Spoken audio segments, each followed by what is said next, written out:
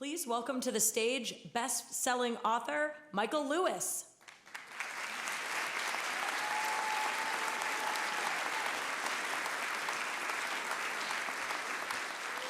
Sorry, they didn't give any warning back there.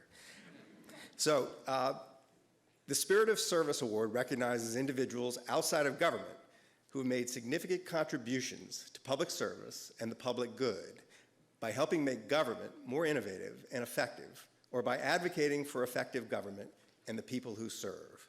Before we begin a conversation with this year's winner, here's a word from our 2019 winner. Hi, everyone. Let me thank the Sammys for honoring a group of terrific public servants tonight. And I'm glad to join you in congratulating the very deserving recipient of this year's Spirit of Service Award, my friend, the extraordinary Darren Walker. Darren really has an amazing life story, going from small-town Texas to the global stage. I've known him for a long time. He's creative, he's tireless, he's a dynamo who sets the highest standards, and he builds outstanding teams. He's a problem solver with a gift for bridging divides and bringing out the best in people. And that's made him a force both in civic and nonprofit communities, and in the world of philanthropy as well. I'm also lucky to say Darren works closely with us at Bloomberg Philanthropies, and he really personifies the spirit of service and partnership that you're celebrating tonight. So thank you, everyone. And from all your fans on the Bloomberg team, especially me, congratulations, Darren. You're the best.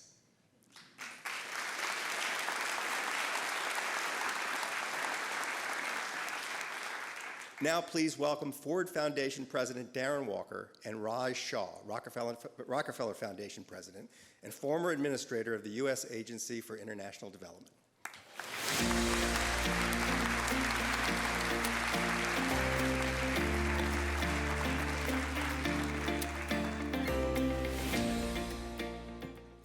Darren, welcome. Thank you. I'm happy to be here. We're so excited to have you here, and congratulations on this extraordinary award. I want to start just by asking, you now run a dramatically important and very large American institution, the Ford Foundation. When you were a little kid, I suspect, you were not thinking, you've said publicly that you weren't looking for a career in philanthropy. How did you end up here? Well, thank you, and thank you so much. I feel so honored to receive this recognition, and coming from the Partnership for Public Service, an organization that I and we at Ford have for many, many years admired and supported, an organization that reminds us that public service is among the most noble, honorable callings that any American can respond to. And so it's a huge honor. And I want to just thank Max and Tom and Ronnie and everyone for this great, great recognition. You're right. I never wanted a career in philanthropy. I still don't want a career in philanthropy. I came to philanthropy because I was doing work in Harlem, community development work in the 90s. And one day, my phone rang, and the head of a foundation said, I gave your name to the president of the Rockefeller Foundation, one of your predecessors. And that's how I ended up in philanthropy. So philanthropy, for me, you and I are both alums of RF, and I learned about Rockefeller and Carnegie's 1889 seminal essay, The Gospel of Wealth, and in which he talked about charity and generosity. But I was actually moved by a rather obscure note that Martin Luther King wrote in 1968, a few months before he died. And he said the following about philanthropy. Philanthropy is commendable, but it should not allow the philanthropist to overlook the economic injustice which makes philanthropy necessary. And so what Dr. King was saying about philanthropy was something different than Carnegie and Rockefeller said. what he was saying, that yes, charity and generosity are important, but dignity and justice should also be the work of philanthropy. And so as I was given the great honor of serving as president of Ford, and we considered our future, I think the idea of a social justice philanthropy really appealed to me. And Darren, you have talked about your own upbringing and the opportunities you had, in part created by federal government programs that were part of the war on poverty. Head Start was something that you've said has helped you out, the Pell Grant effort in college. Do you feel today that most American kids have access to the support they need to get on that upward mobility escalator that you've been so passionately committed to and building on behalf of this country? Well, there's no doubt that even though I grew up poor, in March of 1965, in that little town of Ames, Texas, population 1,200, a nice young woman appeared on the dirt road in the little shotgun houses where my mother and my sister and I lived, and she told my mother about a new program that President Johnson was initiating called Head Start. And so I was in the first class of Head Start. And I think it's a moniker, it's a signature of a nation that believes in the potential of the human capital within its borders. And I always felt, even though there were obstacles, I always felt that my country was cheering me on, that America wanted me to succeed and wanted me to get on that mobility escalator. I don't feel, regrettably, that many people, many young people, certainly many people in places like Ames, Texas, feel that America is cheering them on, that their country wants them to succeed, and to do so is removing the barriers that come with poverty, geography, and being born in a place and not being necessarily destined to the outcomes you're born to.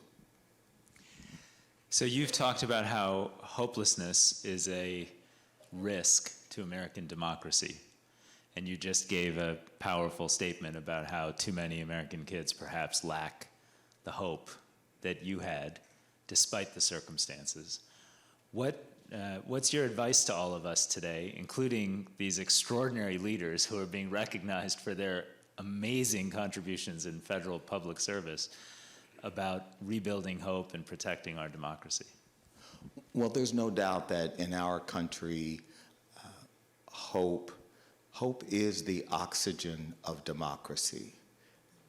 Hope is, and as you and I both work around the world, and we know that in societies where there is growing hopelessness, there's also growing inequality.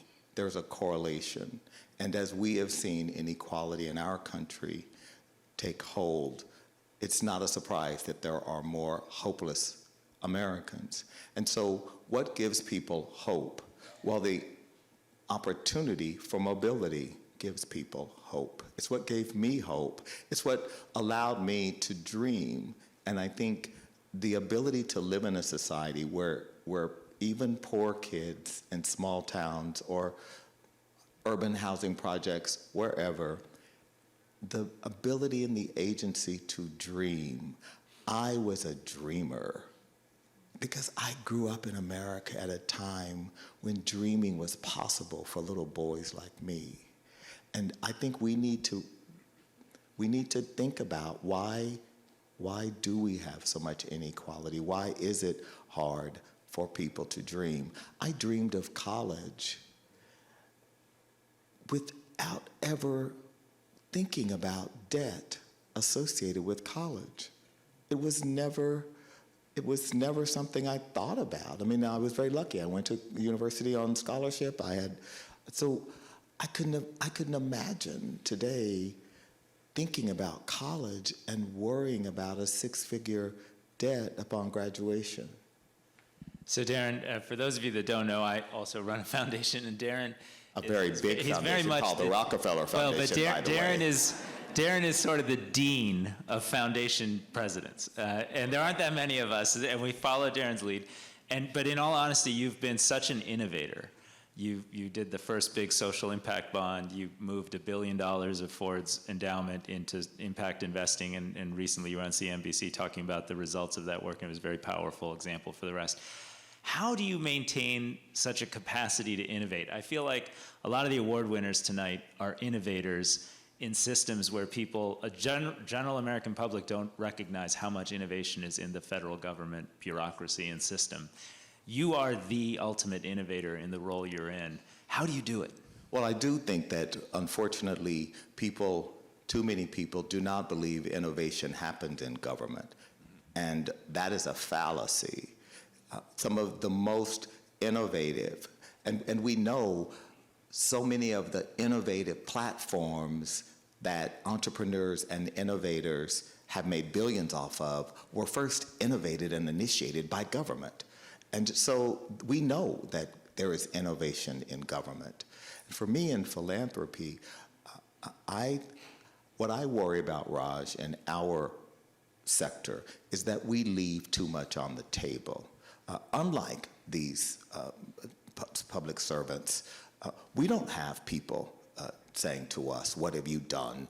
We don't have Congress. We don't have to people. testify. And we don't have Which is really nice. have Congress people. We don't have stakeholders. We don't have people. We don't have shareholders. We don't have customers.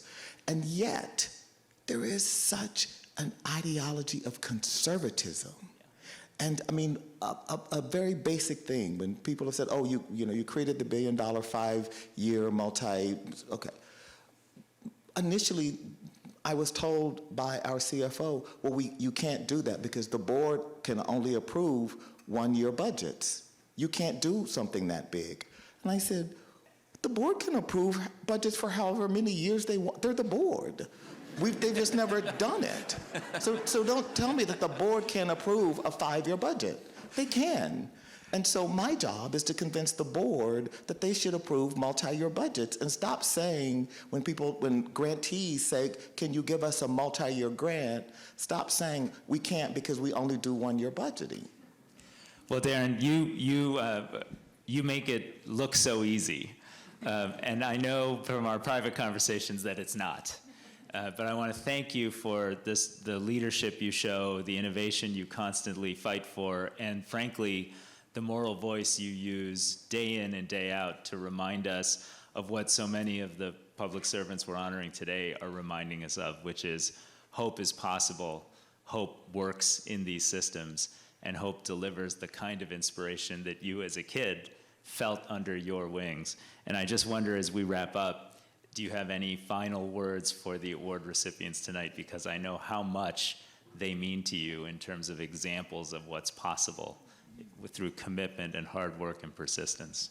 Only that our founding fathers, geniuses and flawed men both, believed that America could only be as good as its public servants.